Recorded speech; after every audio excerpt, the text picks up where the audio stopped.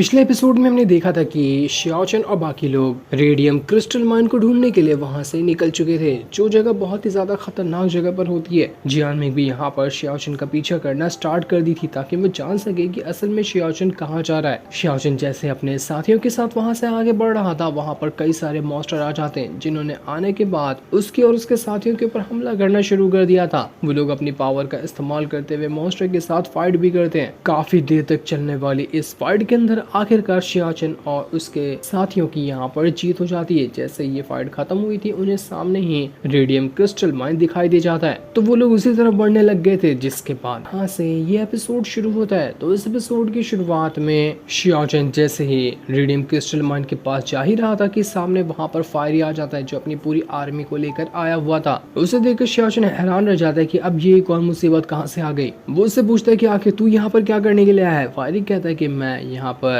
तेरी जान लेने के लिए आया हूं, तो फटाफट से अपनी जान मुझे दे दे और मैं यहाँ से चला जाऊंगा। शियाओचन कहता है कि तुझे क्या लगता है यहाँ पर तू इतनी आसानी से मुझे मार देगा? ऐसा तेरे सपने में भी नहीं होगा। वो अपनी पावर का इस्तेमाल करते हुए फायरी ने जो आग की दीवार बनाई थी उसे भी 1 सेकंड के अंदर तोड़ देता है। फायरी और उसके साथी ये देखकर एकदम हैरान रह चुके थे कि इसने तो यहाँ पर इतने स्ट्रॉन्ग अटैक को ऐसे ही तोड़ दिया, इसके पास कितनी पावर है। शियाओचन एक प्रोटेक्शन शील्ड बनाते हुए अपने दोस्तों के साथ वहां से आगे बढ़ने लग गया था और सभी को धमकाता भी है कि अगर अपनी जान की खैर चाहते हो तो हमसे दूरी बनाकर रखो, जो टकराएगा वो मरेगा। लेकिन फायरी को यहाँ पर डाउट लग जाता है कि नहीं, ऐसा लग रहा है ना कि ये जो शियाओचन का शील्ड है वो बड़ा ही कमजोर है, उतना ज्यादा स्ट्रांग नहीं है जैसा कि ये पहले हुआ करता था। तो वो अपने एक साथी को सीधा शील्ड के ऊपर ही फेंक देता है। इस वजह से तो वो शील्ड वहाँ पर खत्म ही हो चुका था। फायरी वहाँ पर कहता है कि अच्छा, तो तू यहाँ पर हमें यहाँ बेवकूफ बनाना चाह रहा था, हल्की सी पावर दिखाकर तुझे लग रहा था कि हम डर जाएंगे। ऐसा कभी नहीं होने वाला, देख तेरा यहाँ पर पोल खुल गई। इसके बाद वो एक स्ट्रॉन्ग वाला अटैक शियाओचन के ऊपर कर देता है, जिस वजह से शियाओचन की हालत खराब हो गई थी, क्योंकि उसने अपनी स्पिरिचुअल पावर काफी ज्यादा खो दिया है। तो उसे वो रिकवर करना होगा। अगर वो रिकवर नहीं करता तो वो यहाँ पर फायरी का मुकाबला तक के नहीं कर सकता है। जंगली शियाओचन से कहता है कि आप यहाँ से चले जाओ तब तक कि मैं इस फायरी को संभालता हूँ, आपको थोड़ा टाइम मिल जाएगा अपने आप को संभालने का। इसके बाद जंगली अपनी पावर का इस्तेमाल करते हुए फायरी के साथ फाइट करने के लिए वहां पर आ चुका था। फायरी भी अपनी बहुत ही हाई लेवल की स्वॉर्ड का इस्तेमाल करते हुए जंगली के ऊपर अटैक करता है। दोनों एक दूसरे के ऊपर ही अटैक करने लग गए थे। इसके बाद अब देखते ही देखते फायरी के जितने साथी थे वो लोग यंग मास्टर और एक और नए बंदा जिसको शियाओचन ने अपनी टीम में शामिल किया था उसके ऊपर अटैक करने के लिए आ जाते हैं। तो वो लोग वहां पर फायरी के साथियों से फाइट करना स्टार्ट कर देते हैं ताकि शियाओचन को बचा सके। सभी के ऊपर अटैक करने के बाद यंग मास्टर जो होता है वो शियाओचन को संभालता है और उसे वहां से ले जाता है ताकि किसी सेफ जगह पर वो शियाओचन को रख सके। दूसरी तरफ हम रेडियम क्रिस्टल माइन का सीन देखते हैं, जहाँ पर एक छोटा सा कैंप लगा था और उस कैंप को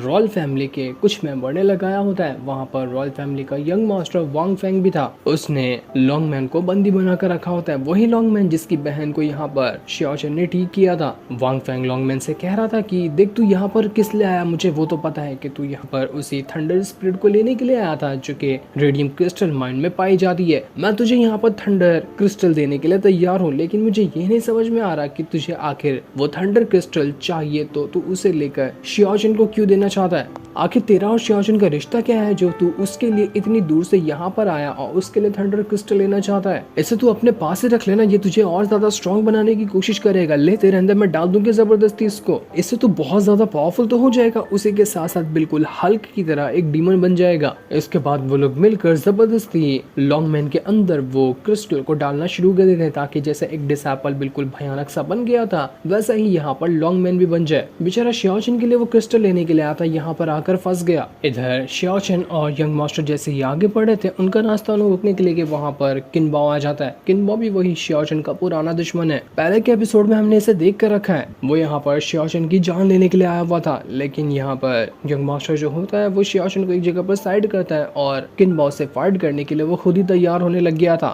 वो अपनी काफी ज्यादा हाई लेवल की स्वॉर्ड को बाहर निकालता है ताकि उसकी मदद से वो किनबाओ की जान ले सके। ये देखकर किनबाओ अपने साथियों से कहता है कि जा सबसे पहले इस कीड़े को ही यहाँ पर मसल दे, बहुत ज्यादा उछलने लग गया है, इसके बाद आराम से हम शियाओचन की जान लेंगे। लेकिन जैसे वो लोग यहाँ पर यंग मास्टर के ऊपर अटैक कर पाते, इससे पहले ही जियान मिंग का जो मेंढक था वो वहाँ पर पहुंच जाता है। उसने यहाँ पर आने के बाद उन सभी के ऊपर अटैक करना स्टार्ट कर दिया था, जिसके बाद जियान मिंग भी वहाँ पर पहुंच जाती है। यंग मास्टर जियान मिंग से कहता है कि तुम यहाँ पर शियाओचन को लेकर दूर जाओ तब तक कि मैं इन लोगों को संभालता हूँ। इसके बाद यंग मास्टर वहाँ पर किनबाओ के साथियों से लड़ने लग गया था और तब तक के लिए जो शियाओचन को जियान मिंग उठाकर वहाँ से ले जाने लगती है। है ताकि उसे वो किसी सेफ जगह पर पहुंचा सके। लेकिन तब भी कुछ बदमाश जो होते हैं वो शियाओशिन की तरफ ही बढ़ने लग गए थे ताकि वो उसकी जान ले सके। लेकिन यंग मास्टर बीच में आने के बाद अपनी स्लैश टेक्निक का इस्तेमाल करते हुए उन सभी को सबक सिखा रहा था। किनबाओ काफी ज्यादा भड़क चुका था तो अपने साथियों से कहते कि जाओ और एक साथ सब मिलकर इस यंग मास्टर की जान ले लो। इसलिए सारे के सारे लोग जैसे यंग मास्टर की जान लेने वाले थे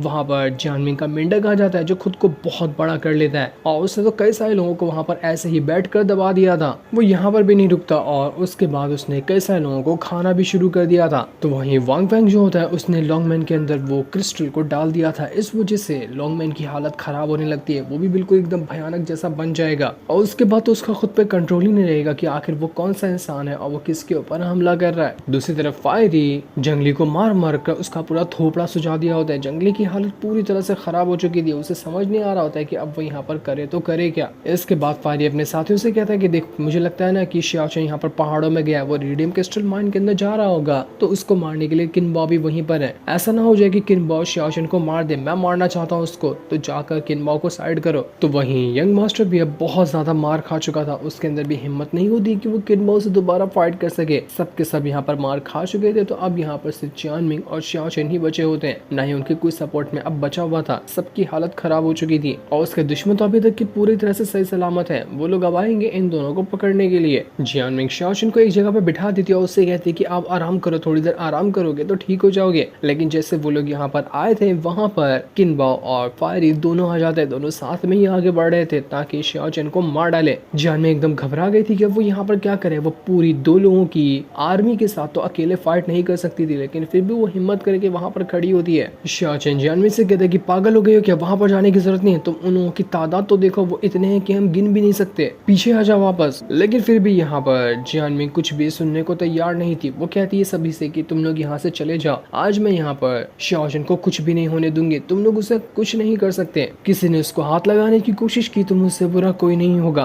फायरी जियानमिंग से कहते कि अरे वो बचकानी लड़की साइड हो जाए यहाँ से, एक थप्पड़ की मालिक तो तू है नहीं और यहाँ पर बड़ी बड़ी बातें करने के लिए आ गई है और तुझे टेंशन लेने की जरूरत नहीं, मैं तो तुझे भी पकड़ने के लिए आया हूँ क्योंकि वो जो हेवन में बैठा हुआ बंदा है ना उसे अभी भी तेरी बॉडी चाहिए तो तुझे मैं उसे एज अ गिफ्ट दे सकता हूँ। इसके बाद वो सबसे पहले यहाँ पर जियानमिंग के ऊपर ये अटैक करने वाला था, लेकिन वो उसके ऊपर अटैक करता है इससे पहले ही 3 आई वुल्फ जो होता है वो अपनी पावर को एक्टिवेट करते हुए फायरी के ऊपर ही आकर कूद जाता है, जिस वजह से फायरी वहां से बहुत दूर जाकर फेंका चुका था। फायरी काफी ज्यादा भड़क जाता है कि अब ये कुत्ता किसका आ गया। वो उसके साथ फाइट करते हुए उसे बहुत मारता है कि आज इस पागल कुत्ते को तो मैं मार कर ही रहूंगा, न जाने कहां से उठ के आ गया ये। इस चीज का फायदा उठाते हुए किनबाओ जो होता है वो गया था शियाओचेन की जान लेने के लिए, लेकिन जैसे वो पास जा रहा होता है शियाओचेन का जो 3 आई वुल्फ था वो उसकी स्वॉर्ड को अपने दांत में पकड़ लेता है। ये चीज देखकर किनबाओ काफी ज्यादा भड़क चुका था कि आखिर इसकी हिम्मत कैसे हुई मेरी स्वॉर्ड को पकड़ने की, इसे पता भी है कि मेरी स्वॉर्ड कितनी ज्यादा स्ट्रॉन्ग है। तो वो अपनी पावर को और ज्यादा एक्टिवेट करता है और जैसे उसने एक्टिवेट किया था वो 3 आई वुल्फ भी उड़कर वहां से बहुत दूर फेंका जाता है। उसकी भी अब हालत खराब हो चुकी थी, कोई नहीं बचा था जो शियाओचेन को अब यहाँ पर प्रोटेक्ट कर पाए। तभी जियानमिंग को वहां पर पत्थर के अंदर एक छोटा सा रास्ता बना हुआ दिखाई देता है, तो वो 3 आई वुल्फ से कहती है कि थोड़ी देर के लिए इन लोगों को संभालो, मुझे यहाँ से बाहर जाने का रास्ता मिल गया। इस वजह से 3 आई वुल्फ जो होता है वो अपनी 3rd आई की पावर का इस्तेमाल करते हुए अपने कई सारे क्लोन बना लेता है, जो सारे के सारे क्लोन अब किनबाओ और फायरी के साथियों से लड़ना शुरू कर देते हैं। एक एक करके वो सबके सबको मारे जा रहे थे। तो वहीं जियानमिंग जो उसे पत्थर में रास्ता दिखाई दिया था वो बहुत पतला था, थोड़ा सा पत्थर को घसकाना तभी वो जाकर पूरी तरह से रास्ता खुलेगा। तो वो अपनी जान लगाकर पत्थर को खसका रही होती है ताकि वो रास्ता यहाँ पर खुल जाए, लेकिन रास्ता तो खुलने का नाम ही नहीं ले रहा था। शियाओचेन उससे कहता है कि पागल जो जैसी हरकत मत करो, मुझे छोड़कर यहाँ से चली जाओ, मेरे साथ रहकर तुम बिला वजह मारी जाओगी, जो कि मैं होते हुए नहीं देख सकता। अभी भी मौका है, जितना दूर हो सकता है उतनी दूर भाग जाओ। तो वहीं वुल्फ के अटैक से यहाँ पर किनबाओ बहुत ज्यादा भड़क चुका था। वो वहाँ पर सोचता है कि अब मैं यहाँ पर अपनी टेक्निक का इस्तेमाल करते हुए इस वुल्फ का खेल खत्म कर देता हूँ, बहुत ज्यादा हो गया इसका। जिसके बाद उसने एक फॉर्मेशन बना लिया था और उस फॉर्मेशन के अंदर जितने भी उसके साथी होते हैं उन सभी की स्वॉर्ड आकर लगने लग जाती है। वो बहुत ही ज्यादा हाई लेवल का स्वॉर्ड फॉर्मेशन बन रहा था और उसी स्वॉर्ड फॉर्मेशन के अंदर से हजारों की तादाद में स्वॉर्ड निकलते हुए उस वुल्फ के ऊपर अटैक कर रही होती है। वुल्फ ने वहां पर अपना एक प्रोटेक्शन शील्ड बना लिया था ताकि वो उन अटैक को रोक सके, लेकिन फिर भी उतना कुछ खास फायदा नहीं हो रहा था। एक के बाद एक करते हुए वुल्फ को एक से बढ़कर एक अटैक लग रहे थे, जिस वजह से उसकी हालत खराब होने लग जाती है। ऐसा लग रहा था कि अब ये भी ज्यादा टाइम तक के नहीं टिक पाएगा। आखिर कैसे ही टिक सकता है, आगे तो इतनी बड़ी आर्मी थी और अकेला एक छोटा सा बीस्ट कैसे टिक पाएगा उनसे। जैसे ही यहाँ पर वो वुल्फ थोड़ा सा कमजोर पड़ा था, सारे के सारे साथी लोग जो थे इस मौके का फायदा उठाते हुए उस वुल्फ की तरफ बढ़ने लगते हैं ताकि उसे चीर फाड़ कर खत्म कर दे। लेकिन जैसे वो उसके करीब आते, शियाचन वहां पर जितनी बची कुछ इसकी पावर थी उसका इस्तेमाल करते हुए एक थंडर अटैक करता है, जिस वजह से सब के सब उड़कर दूर फेंका चुके थे। जियानवी कहती कि शियाचन पागल हो गए हो क्या, थोड़ी सी तो पावर थी, उसको बचा कर रखना था। जब तक हमें वो थंडर क्रिस्टल नहीं मिलता